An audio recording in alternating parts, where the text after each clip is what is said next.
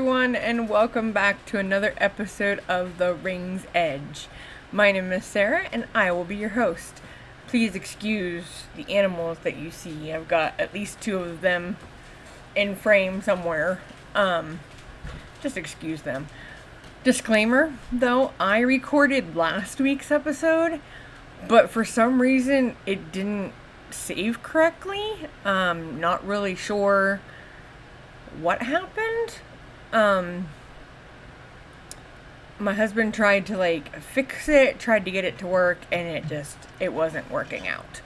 So there's no episode for last week, so we just decided to scrap it. And I just put in a disclaimer that something happened to the program and we don't know what.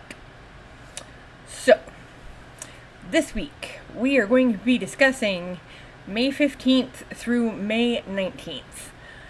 This week was actually a sensible week in the sense of everything was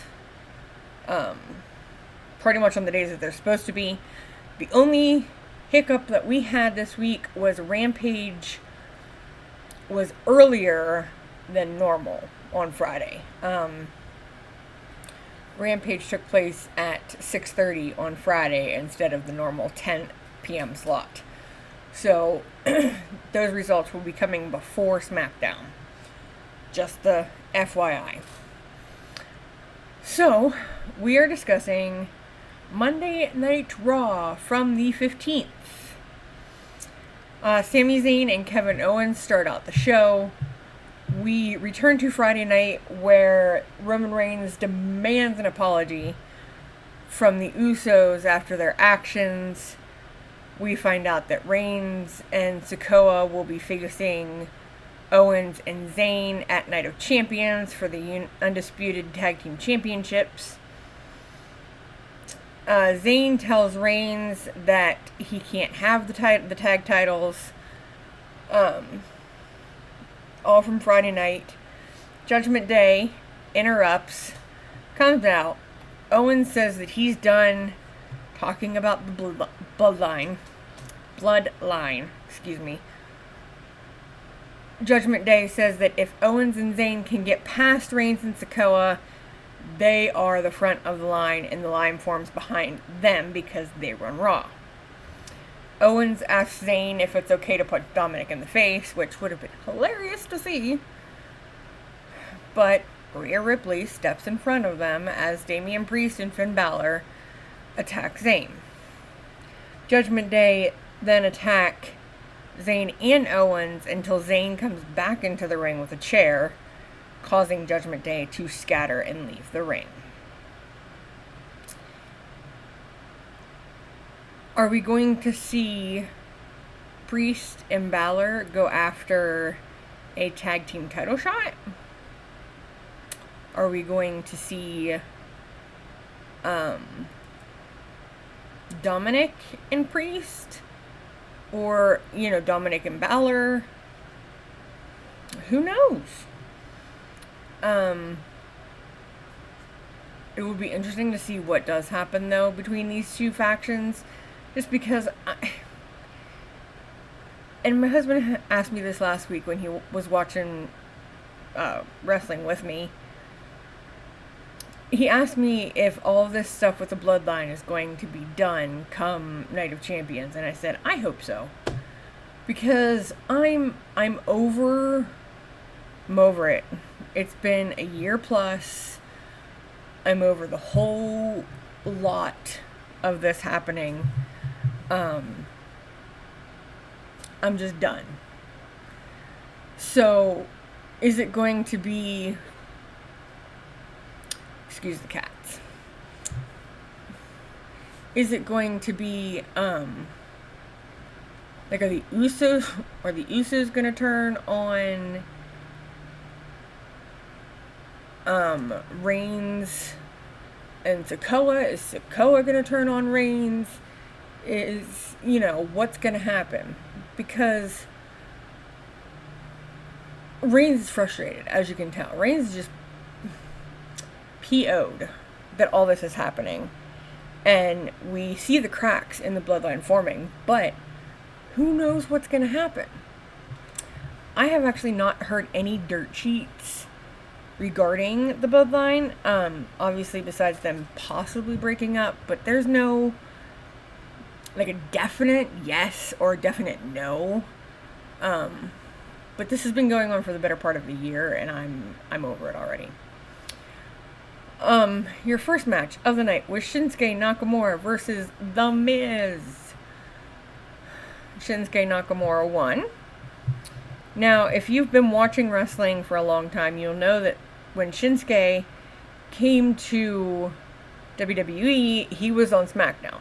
He's been on Smackdown ever since until the draft of this year when he moved to Raw. So he's got a whole new talent pool to wrestle against. The Miz is a good starter, and Miz is good at putting people over like he's supposed to. He's been pretty good with that. Obviously, he's kind of like a top heel, but he hasn't been a top heel for a while, so I don't know if they're going to bring him back as a heel, because he's been there a really long time. So I guess it's just a waiting game. Who knows? Then we see Chelsea Green and Sonya Deville and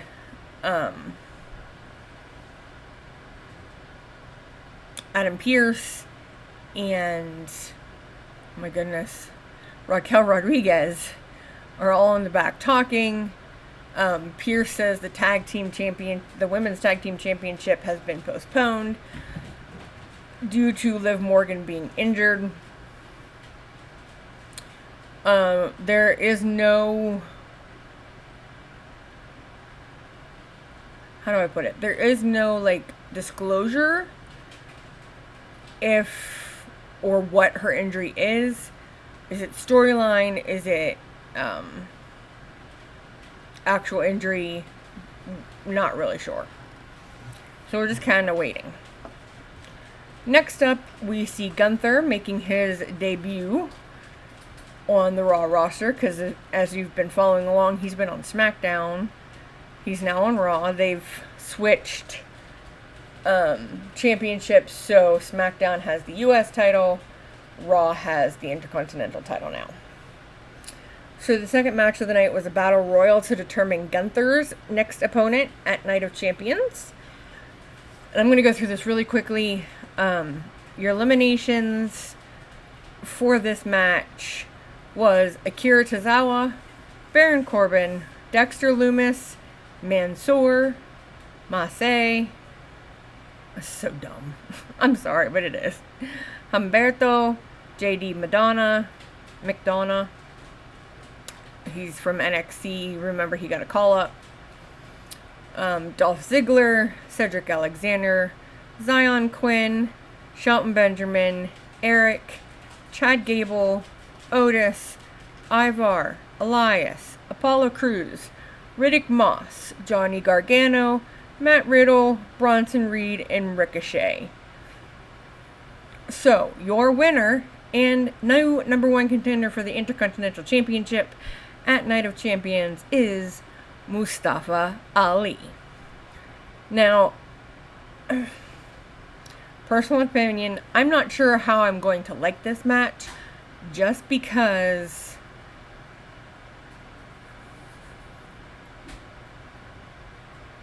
of Mustafa's size. He is, I'm not calling him short and I'm not calling him skinny, but he's not as big as Gunther. And so seeing those two face is going to be like a David and Goliath kind of thing. So we shall see. We then return to Brock Lesnar versus Cody Rhodes at Backlash, where Rhodes picked up the win. We return to where Rhodes was in a triple threat match last week, where Lesnar prevents Rhodes from continuing in the match to go on for the World Championship at Night of Champions.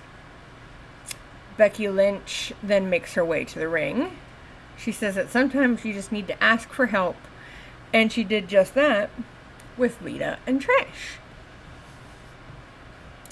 Becky says that she didn't see Trish as being a snake when she allowed Trish to get close to her family.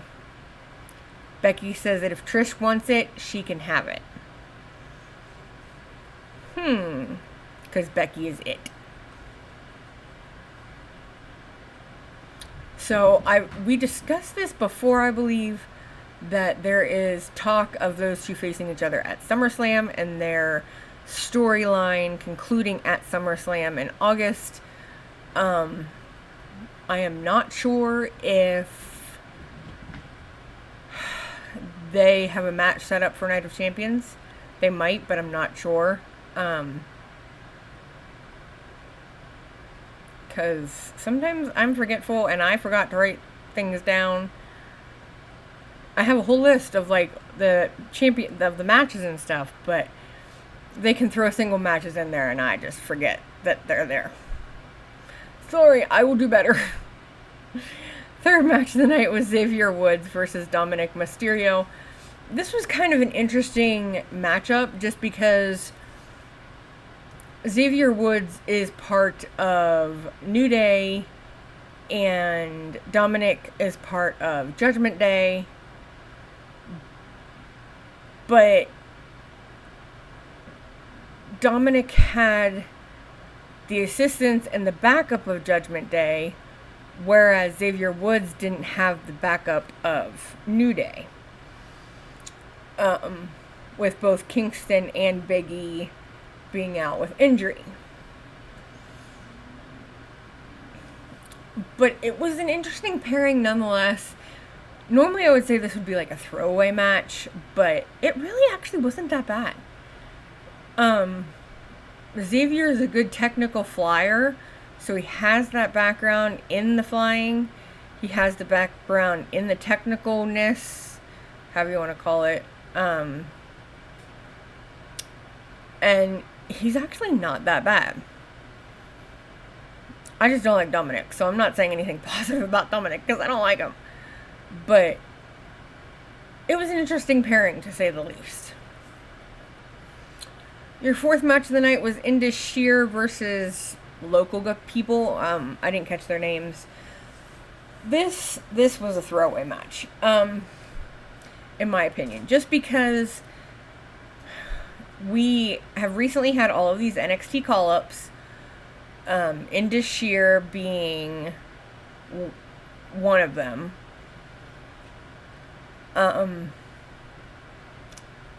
So, with Jinder Mahal as the leader. So, they're showcasing them as being dominant. Now, if you know anything about WWE, and if you know anything about how they've done stuff in the past, you'll know that this is common. They've done this with the Viking Raiders. They've done this with oh my goodness, their names escape me. They've done it with like Strowman. They've done it with like, some of the other bigger guys, Omos, to where they want to bring them off as being powerful and strong and nobody can beat them and, manly men. Then eventually down the road, 2 or 3 months, they start losing. And they'll lose to the most popular people. Like at Backlash, where you had Omos versus Seth Rollins. And Seth won. So you build up Omos as a strong, tough guy. Nobody can beat him, and then you have Seth beat him. So, if you know anything about WWE, I have a feeling that this is going to happen to Indus Sher. So, we shall see what happens. Cody Rhodes then makes his way to the ring, and Rose is pretty much just cutting, like, his promos, holy poop. His promos have been on point lately. This one, again, was on point. He cuts a promo on Lesnar, telling Lesnar that he's in Cody's way. Like, you know, Cody wanted to be going on for the World Heavyweight Championship. Everybody wanted to see Cody win it because he didn't win against Reigns at WrestleMania. So they wanted Cody. But of course Lesnar, you know, has to stick his nose in business that doesn't belong. Of course. Your fifth match of the night was Raquel Rodriguez versus Chelsea Green. I am not liking the whole, it's not really a storyline, I guess. It's more along the lines of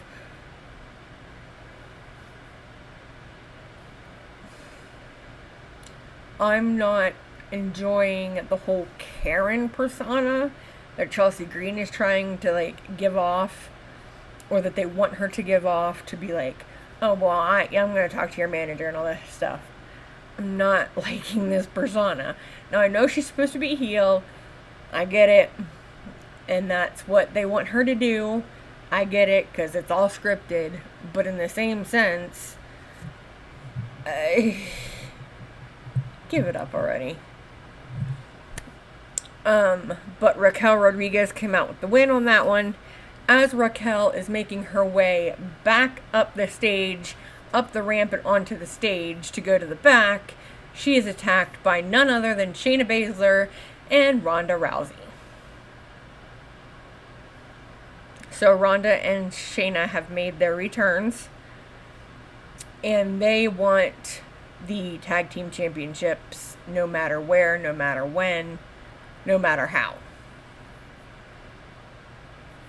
We'll talk about that later. Your sixth match and final match of the night is Finn Balor and Damian Priest, versus Kevin Owens and Sami Zayn. Interesting matchup. And I understand where they're coming from doing this matchup. But if you noticed earlier in the night, Paul Heyman was discussing with Imperium something. And they were talking about who knows what. And then Paul got on the phone and was talking to who knows who.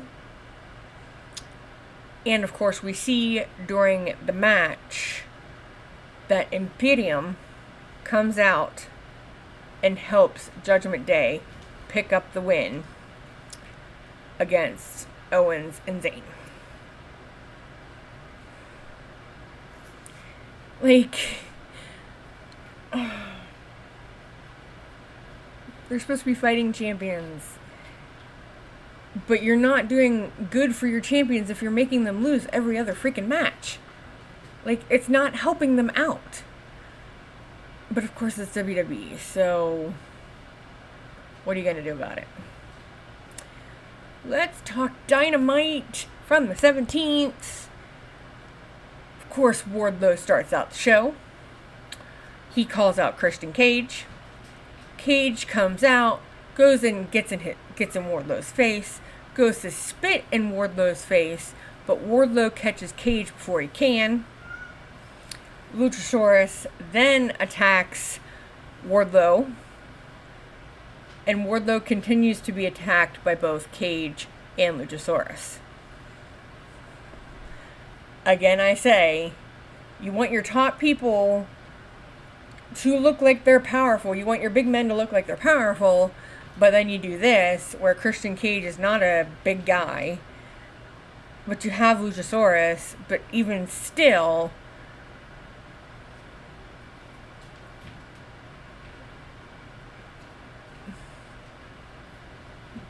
case in point.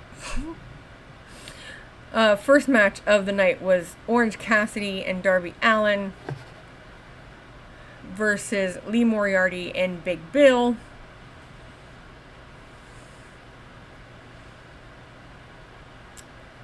I'm very much a fan of Orange and Darby.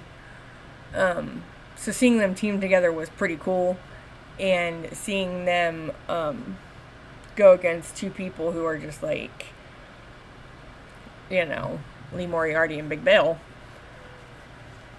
But I like the whole persona that Orange Cassidy gives off. Because he's kind of like the guy that's like laid back and he's like, yeah, whatever. He carries his international championship to the ring in a backpack. Yeah, whatever, that kind of person. Definitely interesting character. And I would like to see Orange and Darby tag more. Will it happen? Who knows? I guess we'll just have to wait and see. But Orange and Darby came out with the win. Blackpool Combat Club is attacked. Blackpool Combat Club attacks the Young Bucks backstage. Wardlow is being checked out, where he is confronted by an Arn Anderson. And Arn is like, what the heck, dude? And Cage is like, and Wardlow's like, well, this is why I told you I didn't want you out there. Because he knew it was going to happen. This is setting up for a ladder match at Double or Nothing for the TNT Championship. So, Christian Cage versus Wardlow.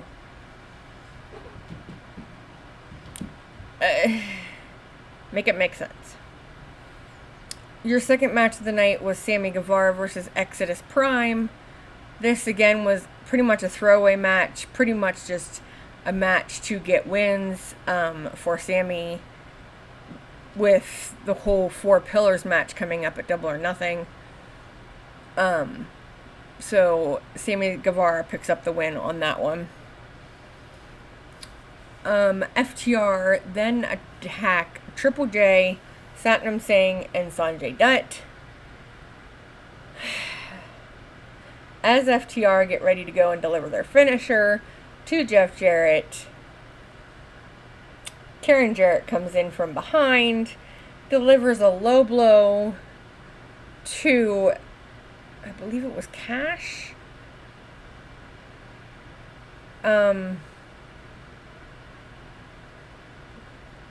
And then FTR gets guitars to the heads with their names on them.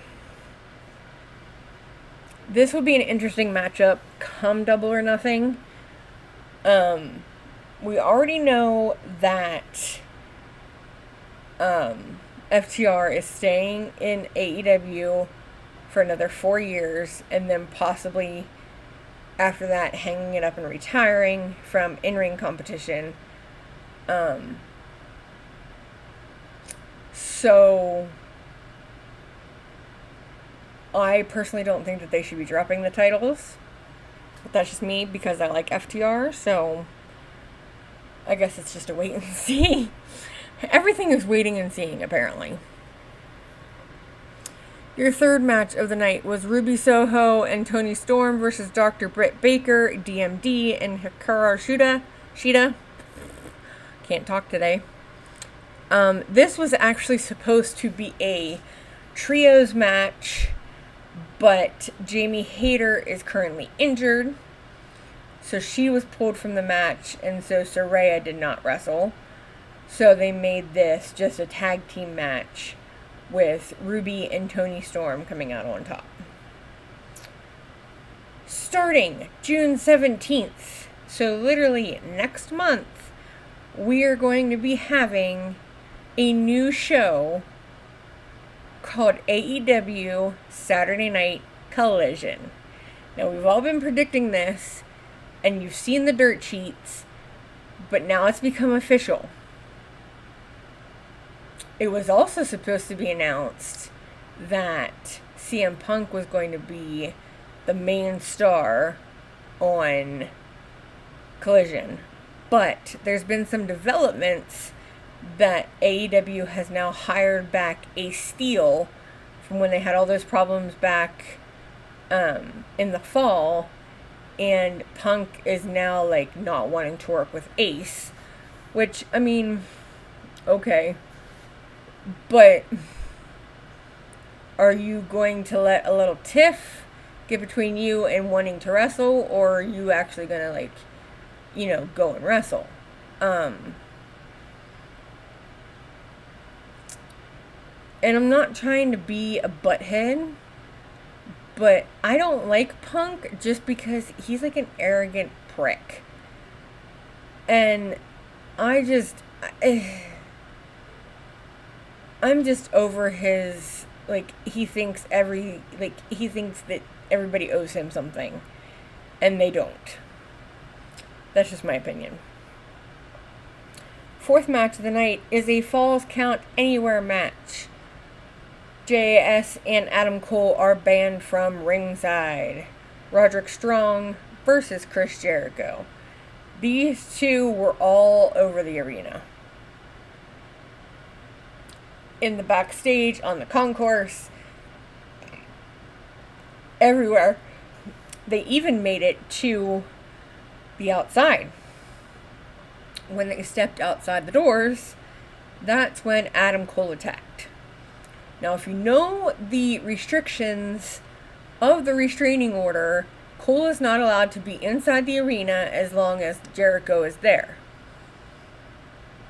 But if they're outside, it doesn't count. So Roderick got Jericho outside. Cole hit him. Cole took Jericho out. Roderick picked up the win, and it looked like a flower bed that was outside. So that was actually really cool. And helps Strong win. Your fifth match of the night was Roosh versus Jungle Boy Jack Perry, with Roosh coming out as the winner. Now, again, I said earlier about Sammy Guevara that I think they're trying to, like, the way I perceive it, is they're trying to rack up wins for this Four Pillars match that's coming up, but they didn't let Perry win. So, I could be completely wrong about that. I don't know. Toni Storm then challenges Jamie Hayter for a women's championship match at Double or Nothing. Your sixth match of the night was Jay White versus Ricky Starks, with Jay White winning. We then see Don Callis come out. Don says that all of Kenny Omega's successes are because of Don. Omega tries to come out, but is left laying at the hands of the Blackpool Combat Club. The Young Bucks then come out with toys, and when I say toys, I mean, like, weapons. And then we get a surprise. Hangman Adam Page returns, and he joins forces with the Elite. So the Elite are challenging Blackpool Combat Club to a match at Double or Nothing with Anarchy in the arena. So this will be interesting to see. I kind of can't wait. I'm excited for Double or Nothing. So that was the end of Dynamite for the week. Ring of Honor from the 18th. Your first match of the night was Shane Taylor versus Mark Briscoe, with your winner being Mark Briscoe. Second match, Claudio Castagnoli and Wheeler Yuta versus Rhett Titus and Tracy Williams, with Castagnoli and Yuta coming out on top. Now, if you've been paying attention and you remember that Castagnoli won a match against Rey Fenix a couple weeks ago, well, that match is now going to be taking place next week with Yuta and Castagnoli versus the Lucha Brothers for the ROH Tag Team Championships. Your third match of the night was the World Television Championship match, Samoa Joe versus Blake Christian, with Samoa Joe winning and retaining. Your fourth match of the night was the Infantry versus the Righteous, with the Righteous winning. Now, we've been seeing the last few weeks with this where Stu Grayson has come out and has stood at the top of the ramp. Stu Grayson is with Dark Order. But it's seeming like there's cracks in Dark Order to where Stu is kind of being pushed to the outside since returning. So, and the Righteous, I guess, are trying to like recruit him. I'm really not sure what's going on. Or if they've, I don't know. Your fifth match of the night was Robin Renegade versus Burt Vixen, with Robin Renegade coming out on top. Your sixth match of the night was the Battle of the Macs, Ninja Mac versus Willie Mac, with Willie Mac coming out as your winner. Your seventh match of the night was a 6-man tag team match, the Embassy versus Lucky Ali, Adam Priest, and Victor Benjamin, with the Embassy winning. Your eighth match of the night was Tony Deppen, sorry if I pronounced that wrong, versus Kyle Fletcher from Aussie Open, with Kyle Fletcher winning. Your ninth match of the night was Anthony Henry versus A.R. Fox, with A.r Fox coming out on top. Now, if you've been watching ROH on Honor Club, or even before, I'm guessing they've been doing it, they've been handshaking at the beginning and the end of each of their matches. Like everybody, all matches. Well, Fox goes in for a handshake as a code of honor, but JD Drake, and Anthony Henry attack Fox from behind after the match. Shane Taylor then comes out to help Drake and Henry. FTR then come out to help Fox. Henry tries to leave, but Eddie Kingston comes out and leads him back to the ring. Your 10th match of the night was Sonny Kiss, Jeeves K, Slim J, and Josh Woods versus the Dark Order, with the winners being Dark Order. Your 11th match of the night was a Women's Championship match, Athena versus Sky Blue. Athena is the champion, and the winner and champion was Athena. Rampage from the 19th. Your first match of the night was a Blackpool Combat Club versus Best Friends and Bandito. Blackpool Combat Club comes out on top. Your second match is a TBS Championship Open Challenge match. Jade Cargill versus Danny B, who is a local talent. Winner and champion was Jade. Third match was again another open challenge, Jade Cargill versus Genesis, with Jade Cargill coming out on top. Smart Mark Sterling calls for another opponent for the open challenge. Taya Valkyrie returns from suspension and attacks Cargill. Valkyrie challenges Cargill at Double or Nothing for the TBS Championship. Your fourth match of the night was a trios match, The Acclaimed and Daddy Ass versus Varsity Athletes, with The Acclaimed and Daddy Ass winning. Brother Zay and the Hardys come out. They talk about their upcoming matchup at Double or Nothing. Ethan Page then interrupts. Page says he's done with Matt. He doesn't even know Jeff, and he tries to talk sense into Brother Zay. But the Guns attack Matt and Jeff from behind. We return to Dynamite, where Adam Cole helps Roderick Strong defeat Chris Jericho. Cole says he's right here if Jericho wants him. Jericho challenges Cole to an unsanctioned match at Double or Nothing, and Jericho tears up the restraining order. Jericho and Cole get into it once Cole enters the arena. If you don't know what an unsanctioned match is, there's no rules.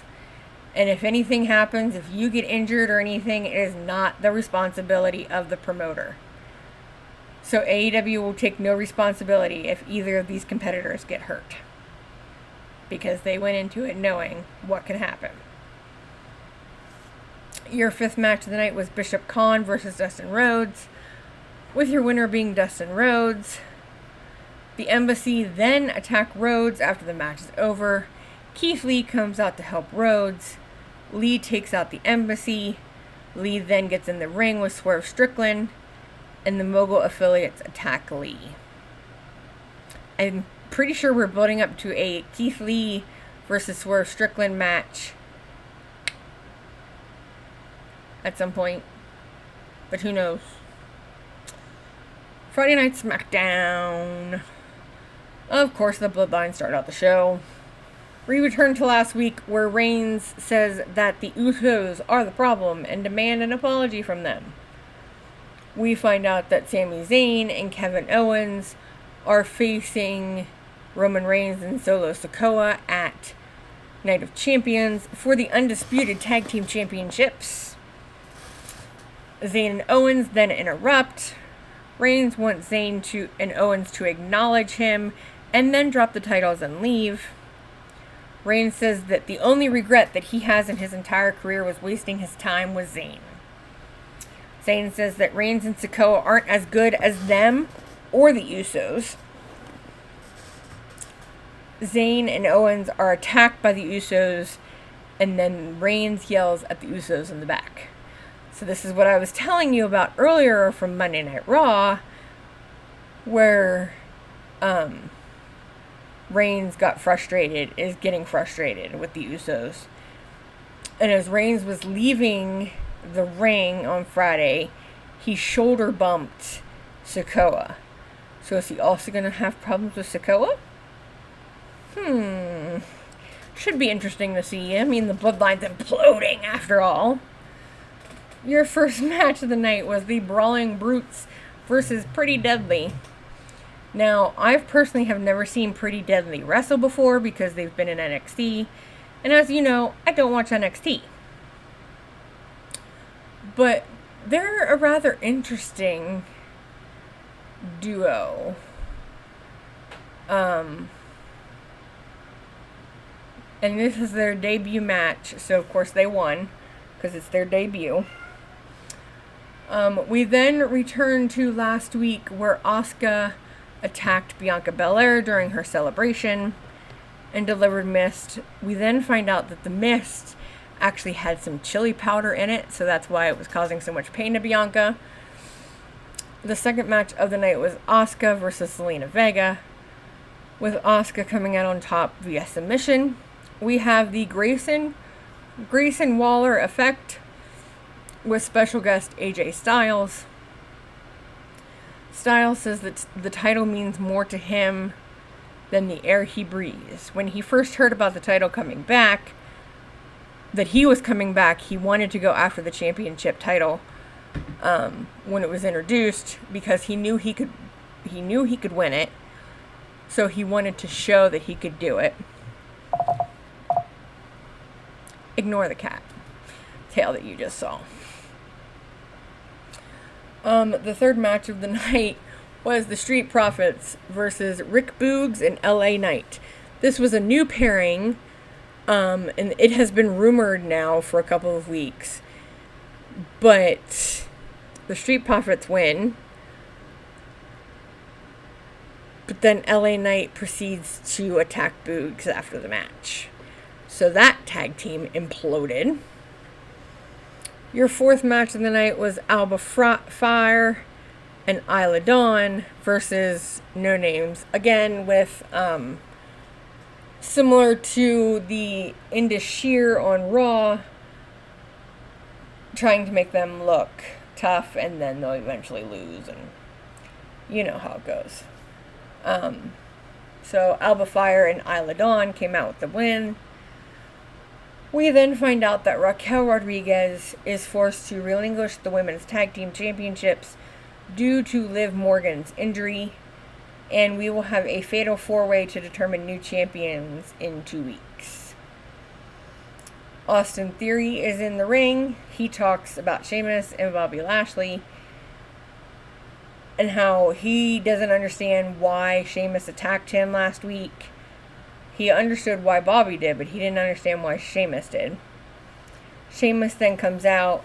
Without Sheamus even saying a word, he then delivers a brogue kick to Theory and lays him out. Your fifth match of the night is Santos Escobar and Rey Mysterio versus the Usos, with Escobar and Mysterio coming out on top. It wasn't really... I mean, the matches weren't bad this week. We got a lot of good showings and a lot of good pairings, and I'm hoping, that some of the groups, some of the pairings will stay together. Orange Cassidy and Darby Allin. But, like I always say, we shall see. And a little disclaimer for next week and the following week. So, next week being the week before Memorial Day, and then Memorial Day week is going to be combined again, because on Saturday we have Night of Champions at 1 p.m. in Saudi Arabia, and on Sunday is Double or Nothing with AEW. I'll be covering both of those extensively and combining those 2 weeks again like we did for WrestleMania and like we did for the draft. So be on the lookout for that. If there is anything that you would like to see, if there's anything you'd like to collab, if you'd like to collab, we can figure out a way to do that. If there's anything that you think I should change, let me know. All my links to my social medias will be linked down below in the description box for Facebook, Twitter, Instagram, the blog. And if you don't want to message me on any of those, you can email me at theringsedge06@gmail.com. And always remember that we take it to the ring's edge.